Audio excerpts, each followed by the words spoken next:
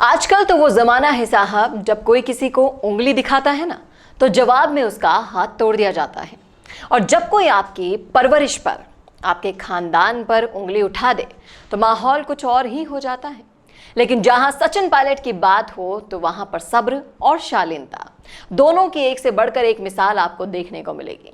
जी हां, बीजेपी ने जब सचिन पायलट के पिता का नाम मिजोरम में एयरफोर्स की बमबारी के विवाद में उछाला तो पायलट ने बड़ी शालीनता से अपनी परवरिश को दिखाते हुए बीजेपी को जवाब दे दिया। करेंगे इसी मुद्दे पर चर्चा इस वीडियो में, इसलिए इस वीडियो को आखिर तक जरूर देखिएगा। नमस्कार, मैं हूं चेतना शर्मा आपके साथ और आप देखना शुरू कर चुके हैं राजस्थान संवाद। तो चलिए सबसे पहले तो मैं आपको बता दूं कि ये मुद्दा क्या है। तो ये मुद्दा है, बीजेपी के IT cell head Amit Malviya ने एक ट्वीट किया और उन्होंने ये दावा कर दिया कि मार्च 1966 में मिजोरम पर बमबारी करने वालों में राजेश पायलट भी शामिल थे।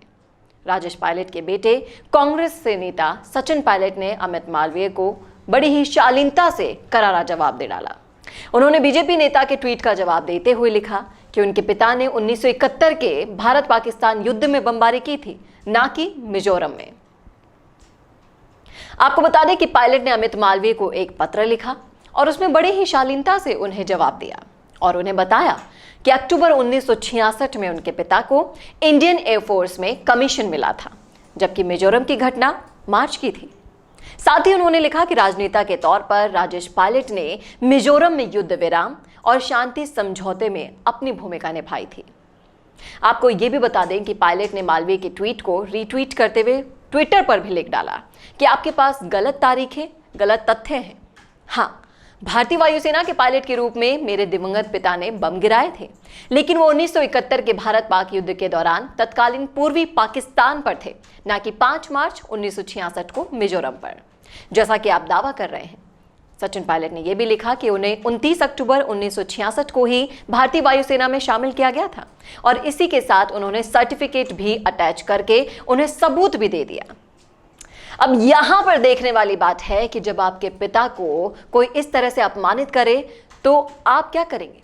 कहीं तो देखे जाते हैं घूसे चल जाते हैं, खून खराबे हो जाते हैं, लोग छोटी छोटी बातों पर झगड़ा कर लेते हैं, लेकिन पायलट की जहां बात होती है वहां पर सब्र और शालीनता का कद सबसे ऊंचा हो जाता है। और राजनीति में अगर आप इस चीज को देखेंगे तो वाकई में ये काबिले तारीफ है कि पायलट कभी भी किसी को भी उनकी भाषा में जवाब नहीं देते। भाई, जमाना तो टिट फॉर टैट का है, यानी कि जैसे को तैसा करने का।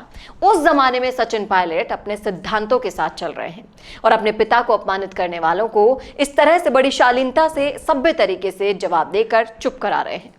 अब आप भी बताइए, क्या देखा है आपने राजनीति में कई ऐसा उदाहरण जो एक सचिन पायलट ने सेट कर दिया?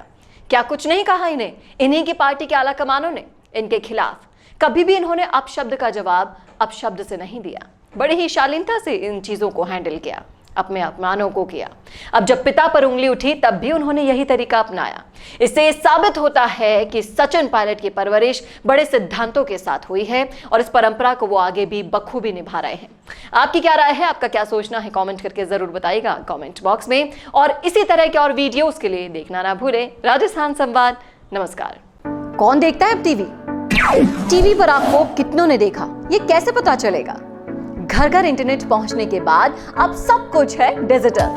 आपका वीडियो कितनों ने देखा ये हर पल आपको पता चलेगा, इसलिए डिजिटल मीडिया में बनाइए अपनी पहचान। 4.5 करोड़ से ज्यादा व्यूज और 3,27,000 से ज्यादा सब्सक्राइबर वाले राजस्थान के चैनल राजस्थान संवाद पर करवाइए कवरेज। ज्यादा जानकारी के लिए व्हाट्सएप करें 7339900549 पर।